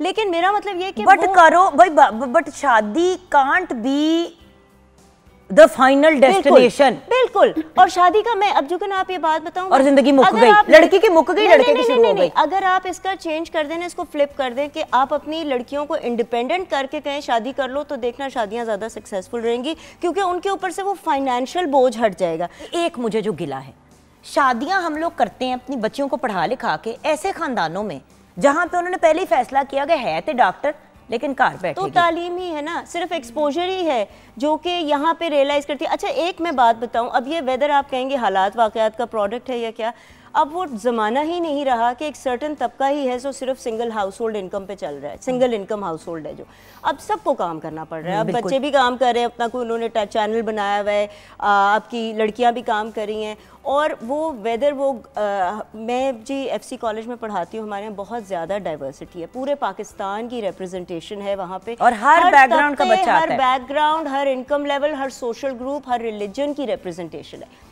उससे क्या होता है कि हमें ये एक्सपोजर मिलता है कि मैं रोज़ाना जब ये देखती हूँ कि बच्चियाँ कितनी आगे से आगे निकल गई हैं, और उनका जो एक चीज़ होती है जी, हमारा जो कोर होता है, जहाँ हमारी जो फैमिली की वैल्यूज़ हैं, और वैल्यूज़ समटाइम्स हम उसको सिर्फ पॉजिटिव वे में ही लेते हैं, वैल्यूज़ का मतलब जो उधर की तहजीब है, और जो वो भाई हमारे यहाँ सारी जो बच्चियाँ हैं उनकी ख़ानदान में ही शादी होगी, जो लड़के हैं हम उनकी बाहर भी कर देंगे, क्यों? क्योंकि जायदाद वगैरह। अब ये एक वैल्यू उनके खानदान के एक वैल्यू सिस्टम का ऐसा है। लेकिन हमारे घर की बच्चियां नहीं पढ़ती भाई, हमारे घर की बच्चियां नहीं पढ़ती। नहीं, लेकिन 5-6 जमात अगर पढ़ लें तो ठीक है, आगे हम मैं आपको बताऊं कि अब आप बिल्कुल, लेकिन अब आप देखते हो ना, तो अब क्योंकि बच्चियों का खाली एक्सपोजर घर पे नहीं रहा ना, अब उनके पास, सबके पास जी एक चीज़ है, ये मैजिक पाया, सादा पाई, ठीक है ना, और इस पे इंटरनेट का कनेक्शन है, टेलीकॉम, ये आपको सना ज़्यादा अच्छा बताएंगी कि उसका एक फ़ायदा ये हुआ है कि आपके पास हर किस्म का पैकेज अवेलेबल है, इंटरनेट अवेलेबल है। ये इतनी बड़ी टेक्नोलॉजिकल लीप हो गई है कि अब सिर्फ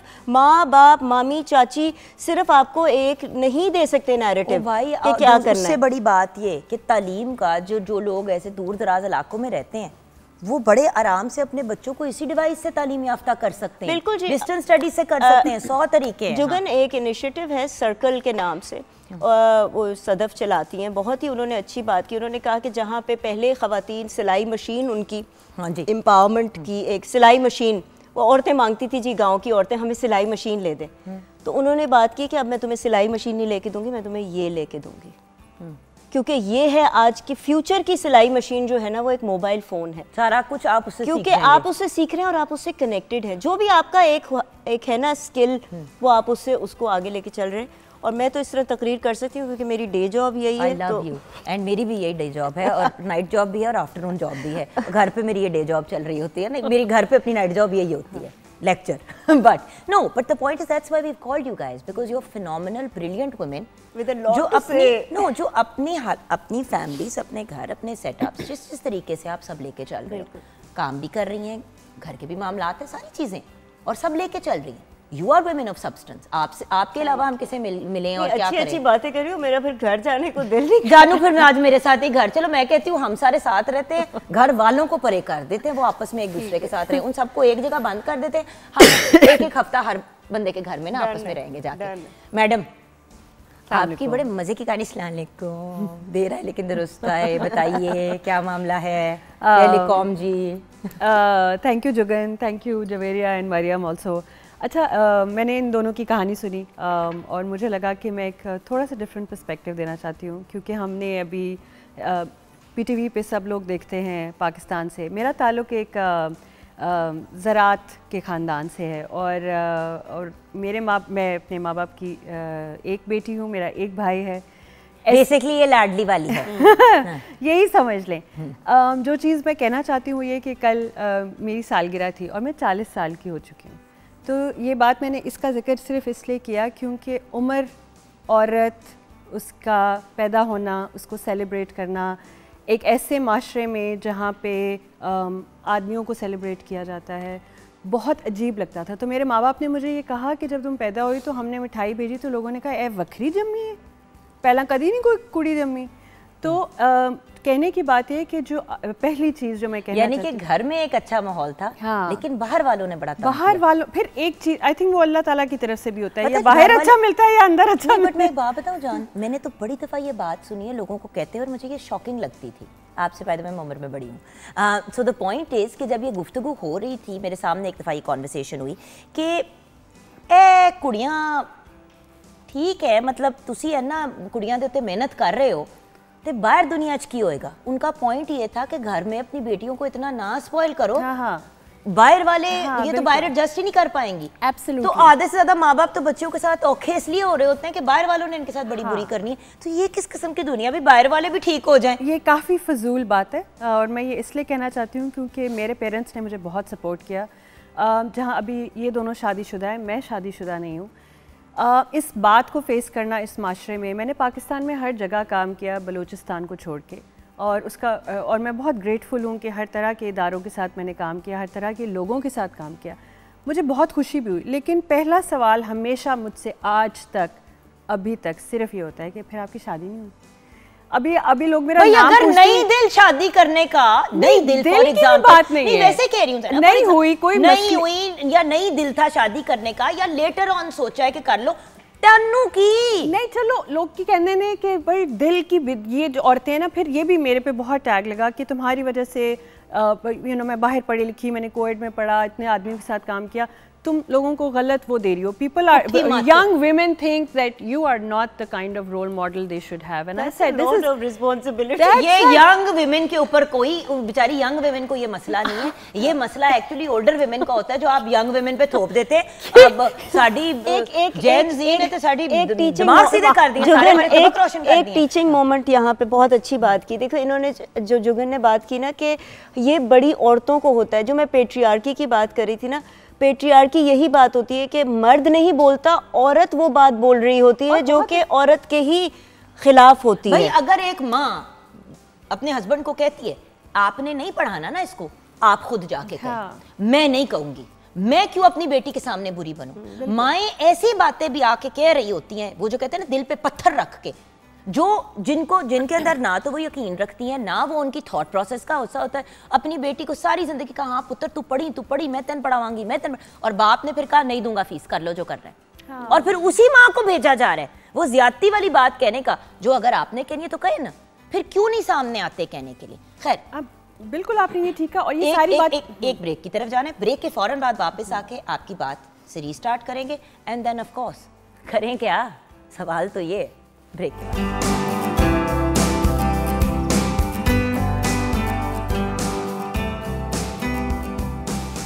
welcome back from the break viewers. हमारे शो पे 3 बहुत ही प्यारी एज पर प्रोफेसर साहिबाज इंस्ट्रक्शंस और उसके साथ साथ ब्रिलियंट खवातीन हैं। बाहिम्मत भी मैं इसलिए नहीं कहना चाहती, भाई औरत होने के लिए हिम्मत की क्यों ज़रूरत है, एक इंसान होने के लिए बंदे को हिम्मत की ज़रूरत होती है, क्योंकि अप्स एंड डाउन्स तो हर बंदे की ज़िंदगी में होते हैं।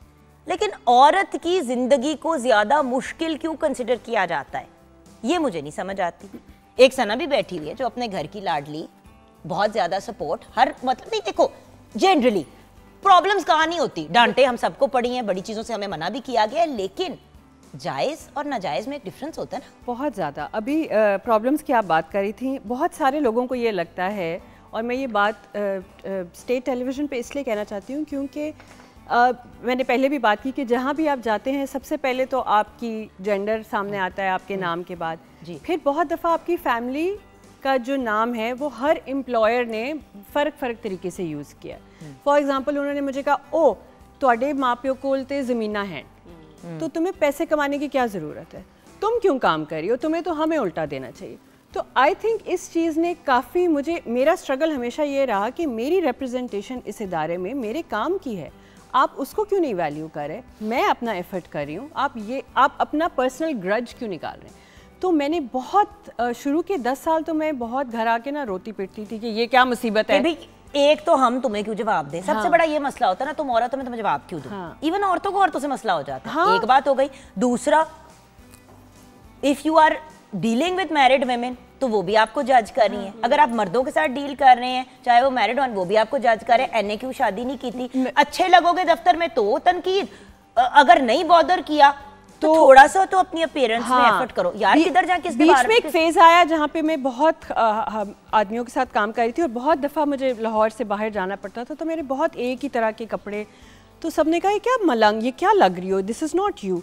अच्छा फिर तैयार होना चाहिए थे तो मुझे खवातीन ने कहना शुरू कर दिया हमारे आदमी हैं, कोई तुमसे ज़्यादा इंटरेक्ट करके ना फिर हमें प्रॉब्लम होती है। ये बात मैंने इतनी दफ़ा सुनी और मेरे जैसी इतनी औरतों ने सुनी है कि यार आप लोगों के हस्बैंड्स की भी हम प्रोटेक्शन करें, आपको अंदाज़ा नहीं है कितनी ख़वातीन जो अनमैरिड हैं वो कितनी दफ़ा कितनी लोगों की शादियाँ प्रोटेक्ट कर। भाई मैं आपको एक बात बताऊं जान, the period that I was divorced, जब हमज़ा के साथ I was a single mother और मेरी अभी फैसल से मुलाकात नहीं हुई थी, तो 6-7 years I can't tell you, divorced with बच्चा तो बस आपके ऊपर एक ठप्पा लग जाता है ना माथे के ऊपर कि ये हमसे हमारा मियाँ छीन लेगी। मैं आपको बता नहीं सकती, मैंने अपनी सारे जो फ्रेंड्स, जो कपल फ्रेंड्स थे, उनसे खुद ही किनारा कशी कर ली। एक तो दफ़ा जब मैंने कमेंट सुने ना इस किस्म के, तो मैंने कहा यार रहने दो, वही जो मैं आती थी और हैंग आउट करती थी, भैया क्या हो रहा है, क्या कर रहे हैं, मतलब एक हंसी मजाक वाला माहौल, अब मुझे इतना कॉन्शियस होना पड़ रहा है कि सडनली ये मुझे एक प्रेडिटर की तरह देख रहे हैं। हमारे जैसे जो और साउथ एशिया के ममालिक हैं उसमें बहुत सारी एकेडमिक रिसर्च हुई है जो हुई एक्चुअली रूरल एरियाज़ में है, ज़राई इलाकों कहेंगे उनको, ज़राई इलाकों की जो सबसे एम्पावर्ड औरत उन्होंने फिगर आउट की है ना, एम्पावर्ड इन टर्म्स ऑफ कि वो कुछ कर सकती है अपनी औलाद के लिए, अपने लिए।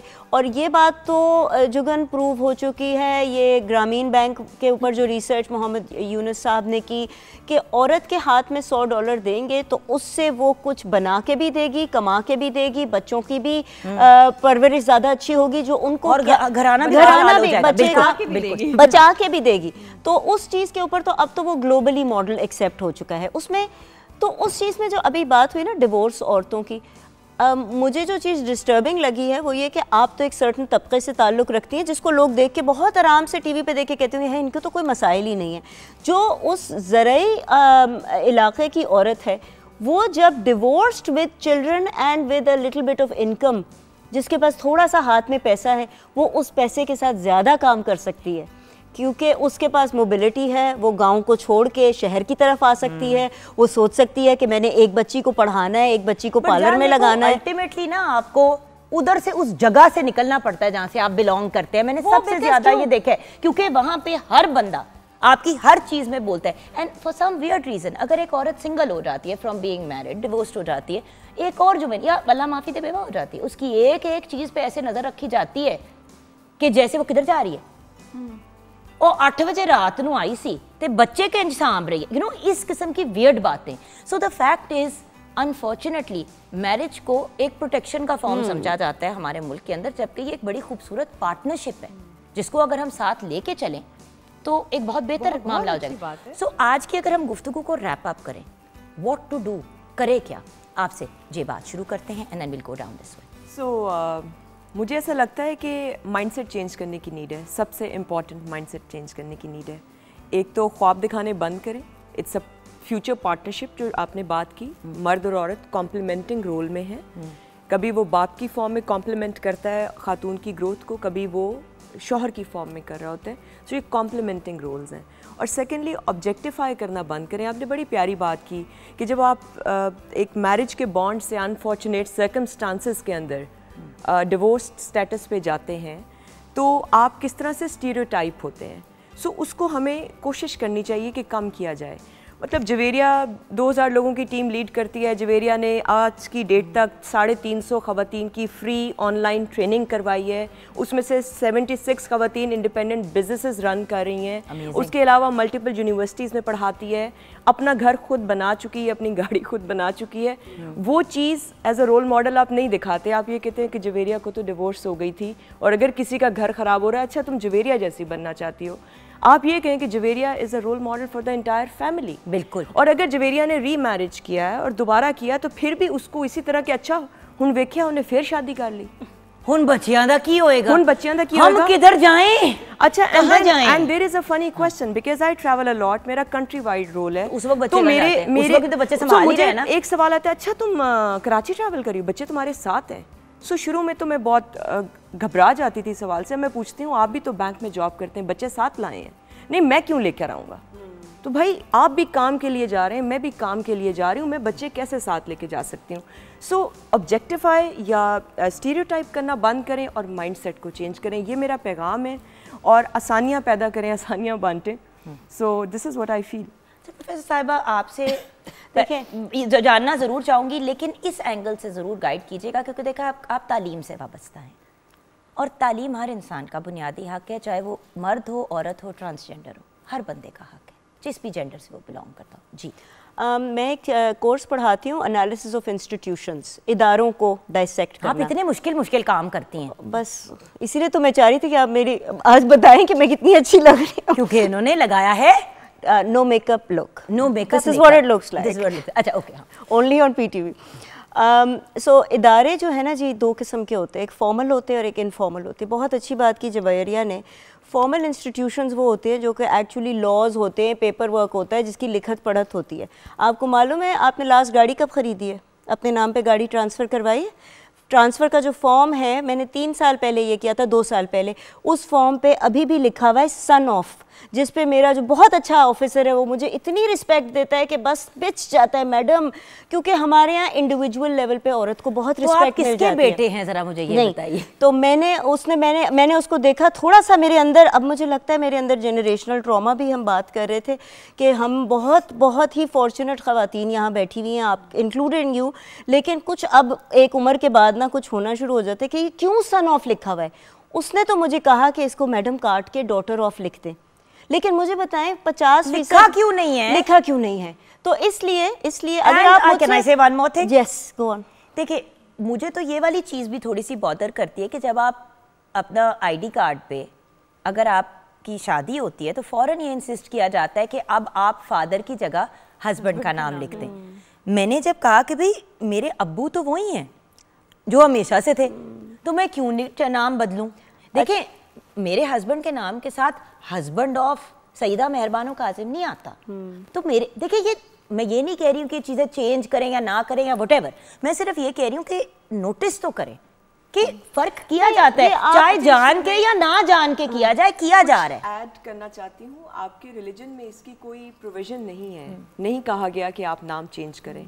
You should be known by your father's name till your death. वो आपने अगर करनी है एज अ ट्रेडिशनल थिंग, या आपका दिल चाह रहा है, सौ बिस्मिल्लाह, नहीं चाह रहे थे जो मर्जी करो। फिर मैं अगर अपनी उस बात को कंटिन्यू करूं कि अगर आप पूछती हैं मुझसे कि मैं जो आज रिप्रेजेंट कर रही हूँ अपने इंस्टीट्यूशन को, अपनी तालीम को, तो मेरा फिर मेरी जुस्तजू यही होती है कि जहाँ पे हम प्ले कार्ड उठा कर बहुत सारे नारे लगा सकते हैं, मैं जुराबें नहीं धोऊंगी, मैं रोटी नहीं बनाऊंगी, मैं ये नहीं करूंगी। मेरा ख्याल से अगर औरतों के लिए कुछ करना है तो लॉज और फॉर्मल चीज़ों को जब हम चेंज करते हैं ना, 3 साल एक लॉ लगा रहेगा, चौथे साल ऑलरेडी वो एक प्रैक्टिस बन जाएगा, वो आपको आदत पड़ जाती है सीट बेल्ट बांधने की जब आपका 2-3 दफ़ा चालान होता है।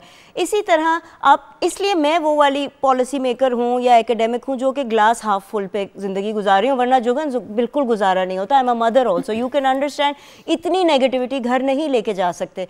तो मैंने तो इस चीज़ को बहुत क्रेडिट दिया है कि आपके यहाँ लॉज हैं इन प्लेस, उनकी इन्फोर्समेंट का क्या करना है वहाँ पे।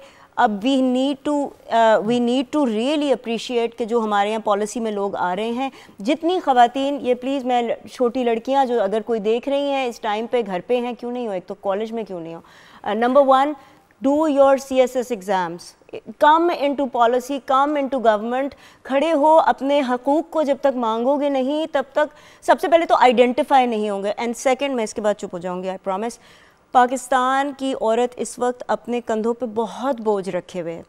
वो माँ भी है, वो बेटी भी है, वो बीवी भी है, वो एक अर्नर भी है, वो लोगों को मैनेज भी कर रही है, और उसके साथ साथ वो एक बहुत बड़ा सोशल स्ट्रगल को भी अपने साथ लेके चल रही है। औरतों को खुश रखें जी, माओं को खुश रखें, घर के हालात और automatically research has shown it will change. Now I am quite. What about you? She is trying to behave like the student she wished she had. Oh yes. How did you get that? Because you know, you have to be the change you want to see, मेरा बच्चा. No, but मैं सदके मैं आज back benchers वाली behaviour, back बिल्कुल भी नहीं, आज आप फ्रंट बेंचर वाला बिहेवियर दिखा रही हैं। हाँ जी, जुगन, इन दोनों ने इतनी अच्छी बातें की। जान के आज मैं टॉर्चर किया, मैं कुछ नहीं रखा। मैं अब सिर्फ 2-3 कंक्लूसिव ये बातें करना चाहती हूँ। सबसे इम्पॉर्टेंट बात जो मुझे लगती है वो ये है कि आप जब तक औरत को डिसीजन मेकिंग में नहीं लेके आएंगे, बेशक वो घर की हो, बेशक वो इदारों की हो, बेशक वो पॉलिसीज़ की हो, आप किसी भी माशरे में तरक्की कर ही नहीं सकते। हम आधी से ज़्यादा इस वक्त हमारी पॉपुलेशन ख़वातीन की है, उनकी रिप्रेजेंटेशन को एक्सेप्ट करें। घरों के अंदर अपनी औरतों को जब आप एक्सेप्ट करेंगे, आपके माशरे में वो तब्दीली ऑटोमेटिकली आएगी। जिस औरत के अंदर अपने घर से सिक्योरिटी होती है, अपने पेरेंट्स से सिक्योरिटी होती है, उसका कोई कुछ नहीं बिगाड़ सकता। तो ये एक बहुत बहुत इम्पॉर्टेंट बात है जो हम और आप और हर कोई कर सकता है। देखिए बात ये है कि जिस तरह एक लड़की जब बड़ी होती है अपने, for example you get married, तो एक बात कही जाती है कि भाई तुमने अपने घर का ख्याल रखना है, तो उसी लम्हे में उस लड़के को भी ये बात समझानी चाहिए कि बेटे तुमने अब अपनी फैमिली को संभालना है, तुमने अपनी बीवी का ख्याल रखना है, उसको केटर करना है, उसको सपोर्ट करना है। देखिए ये बातें हम अपनी बच्चियों को तो समझा के उनकी शादियां कर देते हैं। अब as the mother of sons मैं ये ज़रूर कहूँगी कि देखें आगे जाके मेरे बेटों का क्या रवैया होता है और किस किस्म की बातें उनके मुंह से बेसाख्ता निकलती हैं, उसका बहुत ज़्यादा ताल्लुक मैंने क्या बचपन में कहा और मेरे शौहर ने क्या कहा उससे है। जो बहुत सी बातें बेसाख्ता निकल जाती हैं ना कि भाई लड़कियां तो ये नहीं करती, ये बात बचपन में आपने सुनी होती है, आप उसी चीज को फिर आगे भाई को और एक बात और मैं आपकी बात के साथ मुझे भी खाना दे दे कभी, कितनी अच्छी बात है। मैंने गांव में बहुत जो मुझे बहुत खौफनाक लग रही है बात इस वक्त वो ये कि बहुत सारे एक एजुकेशन की एक वेव आई थी कुछ साल पहले और बहुत बच्चियां स्कूल जा रही थी, एकदम से वो कम होना शुरू हो गई है क्योंकि लोग खौफजदा हो गए हैं कि उनकी बेटियों से कोई शादी नहीं करेगा क्योंकि वो घर बैठी रहेंगी, उनको रिश्ते नहीं मिलते। मेरे घर में जो बच्चियां रहती हैं या काम करती रही हैं, हमें उनके लिए अच्छे लड़के नहीं मिल पाते। और यहाँ और बाहर के मुल्क में एक उल्टा ही हिसाब है। हमारी मेरी एक गोरी दोस्त है, उसकी ये कॉलेज में हम जब पढ़ रहे थे तो उसकी बहन ने ऐसे आपा डाल दिया कि मैंने शादी करनी है। ऑब्वियसली उसके अभी उसको मतलब उसने अपनी हाई स्कूल की ग्रेजुएशन अभी की नहीं थी, मतलब छोड़ दी थी पढ़ाई।